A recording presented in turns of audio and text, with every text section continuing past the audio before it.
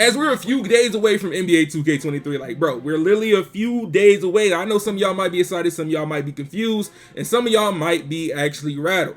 But when we come to NBA 2K23, I'm gonna end up breaking some things down from only gameplay from the Jordan Challenge and actually experience playing from the Jordan Challenge. Some of the gameplay that you're gonna be seeing in this video is some from Laker fans. So as we're gonna end up watching this video, some of the gameplay is gonna be from Laker fans, some gameplay is gonna be from me. So make sure y'all boys go sub to my man Laker fan, since he is blessing us with this gameplay today for this video. Look, as of today, we're going to be able to talk about some actual gameplay. And as of gameplay, we're only going to be able to talk about gameplay inside this actual game mode. As we're only able to upload these challenges, I'm going to tell you this now, NBA 2K23, it's going to be a very different game. A lot of you guys, y'all might be thinking it's going to be the same. Like, it's going to be a whole different experience of what we're used to. If you want me to be 100% honest, I do think NBA 2K23 is going to change the whole community on NBA 2K and how the game is played. But as of the past few years, y'all boys know, every year the game come out, something gets taken away, something ends up getting nerfed. That's how the game always goes, to make the game more balanced. That's all that 2K is trying to do. They're trying to make the game balanced, they're trying to make the game more skillful, but now 2K is going to be making this build more realistic. That's what they're looking for. They want to do simulation basketball. This is what they're trying to do.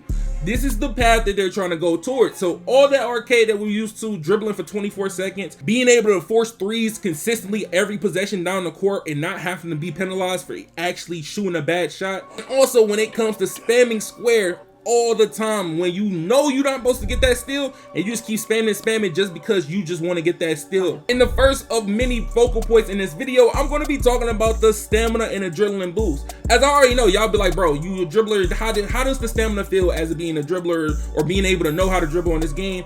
As of me playing, when I was dribbling and actually experiencing the game, I'm telling you this now, it's not going to be that hard based on if you have the actual like, you got to really pay attention. I'm gonna just be honest. I'm gonna keep it a buck. You got to pay attention to your stamina bar. You got to know when you might hit R2 when you go a crossover. You got to make sure you don't just run into somebody because you might lose another adrenaline boost. So far of me just playing, I was just saying that I'm going to have to really pay attention to know what dribble moves I got to use to be able to get past somebody. I can't just hit combos. You can, but it's mostly going to be like standstill combos. If you really want to just really dribble and just mess around, you can hit your combos, no R2, all you want. But once you're trying to actually take off, you got to know what move you want to do to take off and actually get to the bucket or try to get a bucket on somebody to shoot a three. Another thing that I noticed about adrenaline boost, when you're coming up the court, like literally off of inbound or literally just from the front court all the way to half court, your adrenaline boost does not, literally, it does not like go down. Like I can run up the court with my adrenaline boost and it will not go down until I pass half court. Once you get to that half court mark, that's when your adrenaline boost will actually go down. Because when I was actually comboing up, I was playing with Trey Young and Play Now, I was comboing up in the backcourt and I was like, all right, my stamina is doing what it's supposed to do, it goes down.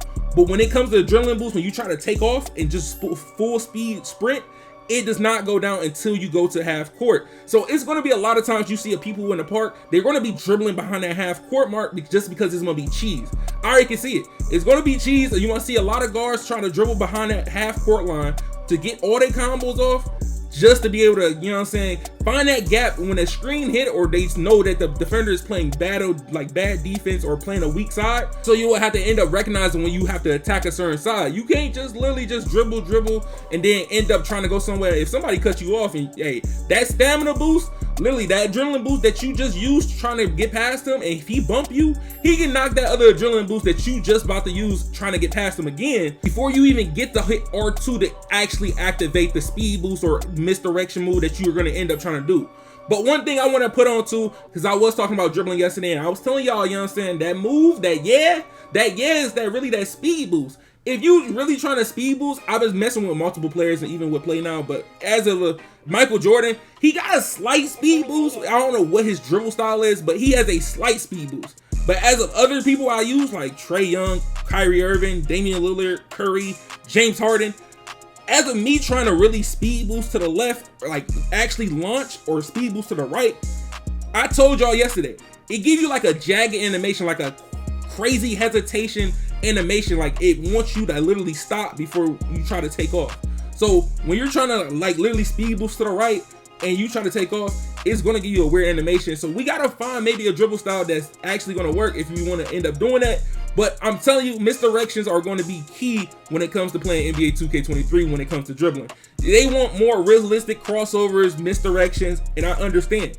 But I'm telling you, it's going to be very, very easy to guard, especially if it's just literally me doing a double crossover, misdirection, maybe a behind the back here and there. Might catch him off guard with a spin back. But look, I'm going to tell you this now. It might end up being very predictable just because how good lockdowns are in NBA 2K23. So I can't talk too much about lockdown builds, but I'm going to tell you, defense on NBA 2K23 is actually insane, especially if it's a great defender. Like, I played against Kawhi Leonard when I was making my builder, and I'm not gonna lie to you, it was looking crazy. Like, even though I don't get the dribble moves that I want, Kawhi was really getting bumpy. Like, when I say if you know how to actually like play some defense, you can like really get in somebody's jersey, you're going to actually prevail on this game the same way somebody's going to prevail on the game that knows how to actually control their stamina. They're going to separate themselves. That's why I'm going to tell you this now. You really can separate yourself on this game, especially as long as no glitches come out and nothing like that. You will be able to separate yourself from others and actually show who's better than who when it comes to actually playing NBA 2K23. And since I was literally talking about defense and adrenaline boost, this is another thing. If you're someone that's a lockdown and you like spamming that square, like I told you earlier, that's not happening no more. You can't just spam square and you think you want to get the ball. Now, every time you tap square, it don't matter if you're going for a lane, it don't matter if you're going for a block, it literally, if you can just stand there and accidentally tap square, your adrenaline boost, one is going already. So you can't like, oh, I'm gonna just end up trying to go for this lane, just guess, and you just spam it in the lane.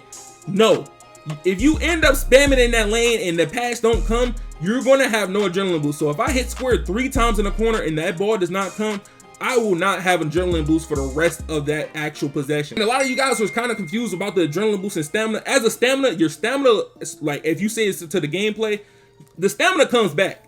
That's one thing that comes back. But the adrenaline boost, not being able to like actually get the fast crossovers or actually being able to chase after somebody, not having them, it is a big difference from actually having stamina and adrenaline boost. The next thing I want to talk about in the footage you about to see, as you literally are going to see me dribble. Like when I dribble and you seen Laker fan dribble, it's a big difference. You know, Laker fan is not really a dribbler. He's mostly a slasher. He was slashing, doing his thing. He's trying to get a bucket. I'm telling you, playing on Hall of Fame, it is crazy though. When Mike Wang said Hall of Fame difficulty was going to be in stage and stuff, or similar Hall of Fame difficulty was going to be a stage and park like that, I'm gonna tell you this now, it's gonna look kind of stiff, but they're gonna end up messing around with them sliders maybe after a month or so. Because bro, when I tell you, it's gonna be a lot of bricks going up. Like it's gonna be a lot of bricks going up, just because when you're actually trying to shoot, some of the shots are kind of slow just because they're NBA player bases. So once you find a good base, that's just off us. We just gotta find our base and we'll be good. But actually trying to get your shot off and use someone that does not know how to get open, it's going to show. Is really going to show versus somebody that actually know how to move. It's going to really separate a lot of you guys. But look, as of literally playing, I was literally comboing up with Jordan. I'm gonna tell you this now, even though he's injured, I was still getting my buckets. I was gonna still get my buckets no matter what. But as of trying to do post fades and all that, post fades are still OP, but as of using Michael Jordan post fade, it wasn't it. It was too slow. It was too slow. I'm gonna tell you this now. Like, I don't know what it is. It just, the green window, the fade animation was very slow. But as of actually setting up, like trying to combo, get open, hey, the comboing, it's not that bad. Like, you just gotta know what you're doing. Like Michael Jordan, like I told you, his dribble style, I don't know what dribble style Michael Jordan got on, but this is the only dribble style I've seen that can actually speed boost. But as of AI defense, a lot of you guys, y'all was talking about, is the AI defense gonna be different? Because out of all the other years, y'all and the boys know, y'all can jab step and get open off the AI. Y'all do your little my career grind animate, like the little method. I'm telling you, bro, I tried it, it didn't work. Like literally, I literally stood at the 3-point line, did a few jab steps. Y'all know what I'm talking about. You grind them badges, you know what I'm saying? You in my career, you hit your little pump fake, your jab step, and then they stepped off. They was not stepping off. They was not stepping off, especially like that. They literally will not move if you end up hitting a jab step or anything. They just stand their ground like it was nothing. Like you weren't even trying to do that. But if you're someone that was actually paying attention to how Laker fan was slashing to the paint and how I'm actually slashing to the paint, you're noticing that it's actually somewhat easy to get to the paint. Like Michael Jordan, he got killer combo on bronze. Like it's not nothing crazy. So imagine somebody having killer combo on gold, at least being at least like 6'6", 6'7", being able to bump off you with the strength, having a 95 or 93 drive and dunk.